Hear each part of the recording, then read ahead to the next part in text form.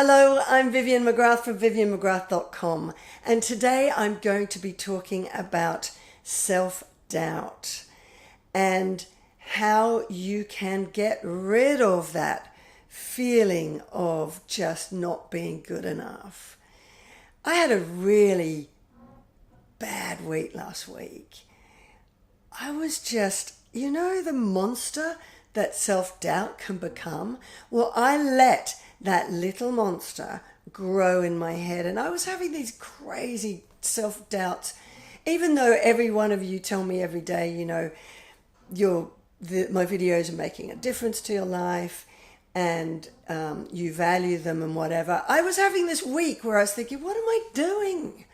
What am I doing this for? I don't really know what I'm doing, and maybe I should go back to my old job in television and earn lots of money again. And, I just all these self-doubts that you have.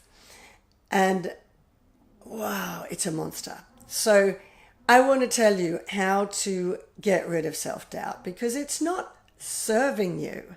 And I knew that. I knew it, and I could rationalize it. But still the monster was creeping up in my head. So the first thing to do is see it for what it is, a monster that if you let self-doubt grow will just get bigger and bigger and bigger and start to cripple you. Self-doubt stops you leaning into fear and seizing opportunities because you think, what if this, what if that, what if this happens, what if that happens? And you become paralyzed with fear. Self-doubt stops you from reaching your full potential because you become afraid of taking those opportunities that could lead to amazing things in your life and opportunities that if you just stop doubting, stop questioning, stop fearing, can just take you to the most amazing places. The most important thing to do is call it out, see it for that monster that it is, and say to yourself, this is not serving me. I am not going to give in to this pity party of self-doubt, because that's what it is. It's a little bit feeling sorry for yourself. I'm not good enough. I can't do this because blah, blah, blah, pity, Forget it. Call it out. It's an ugly monster. It's not serving you. Just say to yourself, you are not serving me. Stop it. Call that voice out in your head, that negative voice. Talk to somebody about it. Say to one of your friends, I said to my mate last week, I'm just feeling like, really, what am I doing? I'm feeling self-doubt. I'm questioning, what is this about? And once you voice your fears, they are not allowed to bubble up and become bigger anymore, because in a way it's you're just calling it out. Voicing them makes them go away. You stop that festering. You stop that monster growing. So talk to somebody about it. Self-doubt is often about comparing yourself to others as well. You think, look at that person, they're more successful than I am. Why aren't I? What am I doing? Why am I not like them? I'm working harder than they are, but you don't know that. Those people you compare yourself to, you have no idea what they're going through in their life. I have no idea what it's taken them to achieve what they've achieved. We all have stories, we all have hardships, we all have challenges. If you only knew the half of that person's, you probably realize, wow, they are struggling with self-doubt and with all the things like imposter complex and all those things that I am struggling with, they are too. So don't compare yourself. You're not in a race. You're only in a race against yourself. So the best thing to do would be Look at yourself. Look at all your strengths. Write them down. You might want to write down your weaknesses, but what about your strengths? What are all the amazing things that you have achieved and are achieving? Look at those and celebrate those wins. They might even just be small, really little wins. What did I do that was great today? I achieved that. Well, that's a win. That's great. Stop focusing on the stuff that you're thinking is your weakness. You know, that's what I was doing last week. Look at that person that's doing similar to what I've done. Why do they do it so effortlessly and they're becoming way more successful at it than I am? It's just not serving you, you know. Celebrate the wins. So today I'm going to celebrate the fact that so many of you have written to me and said, keep making these videos. You're making a difference. Thank you. Thank you. I will. And I'm celebrating that now. I'm going to stop doubting that I'm not getting to where I want to get fast enough. There is only one of me. I can't do everything I want to do at once. So I'm just going to celebrate the little wins. So I want you to do that too. Celebrate the little wins, the little achievements. Look at your strengths. You might not realize what they are because they come so easily to you and you think, well, everyone can do that, so therefore it's not a strength. What do your friends tell you you're really great at that you keep going, no, I'm not really? Well, they are the things that you are great at. They might come easily to you, but they don't to everybody else. So therefore it is a strength. So look at your strengths, celebrate your strengths. Don't see your weaknesses as failures. You know, when you have self-doubt about things because you feel like you failed, they're not a failure. They're just, you know, most people also don't realize the level of failure you feel about something. They don't see you failing as much as you think you are failing.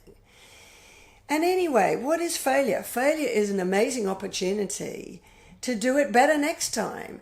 So just stop thinking about the doubts that you have, which often are about fear of failure. Let's face it. What if you fail? Doesn't matter, because you'll do it better next time. If you hadn't had that little failure, you wouldn't have worked out the way not to do it and the way that you can do it better next time. So self-doubt, if it's wrapped up with a fear of failure, if you have a fear of failure, then you're never going to lean in and seize opportunities, because you're always going to be afraid of failing. So you won't even get onto the starting block. So what's the worst that can happen? Ask yourself that. What is the worst that can happen? Well, I'm not going to die. I'm not going to end up out on the streets, you know. So what's the worst that can happen? Well, I might fall short of what I'm hoping to do.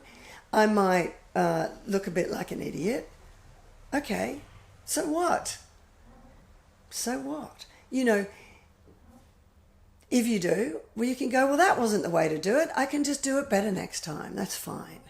You know, and other people don't look at you as though you are an idiot when you think you do. They see you stepping out, seizing opportunities, leaning into fear as courageous. And if you fail a bit, they'll go, wow, but what they were trying to do was amazing. And you know what? They're even more amazing because they're not getting stuck in self-doubt and wallowing in pity. They're out there trying to do it all over again. And they're doing it even better. That's what they're going to say. You know, so that fear of failure, forget about it. Failure is your opportunity to become even more successful and grow. And if your self-doubts are about what other people think and say, well, firstly, a lot of that is probably going on in your head. They're probably not criticizing you or thinking you're as stupid as you think you are. But if they are, if you are getting a barrage of criticism, if you're with somebody who is stirring up that self-doubt in you, then maybe you should question that relationship. You know, I was in an abusive relationship in which my ex gaslighted me all the time and told me I didn't do that. Oh, you're exaggerating that. You're making it up, you're lying. You know, they were telling me that what I was believing and seeing was wrong. And that is gaslighting. I've done another video on that, so I'll put the link below. But so in a situation like that, yes, it is very easy to doubt yourself. And when you leave that relationship and they hoover you back in, yes, they want you to doubt yourself. Because the more you doubt yourself, the more they can blame you for their behavior and actions, and the more they can keep you on eggshells and destabilize you so they can go back to controlling you. So there is legitimate self-doubt that is caused by somebody else. So if it's self-doubt that is in a way orchestrated and manipulated by another person, well, then I would really reassess that relationship and whether that is a relationship that you should be in. Because a relationship where you are doubting yourself, you're not being true to who you really are, and that self-doubt is being used as a way to control you, that is not serving you either. And that is also not a road to a happy, successful life.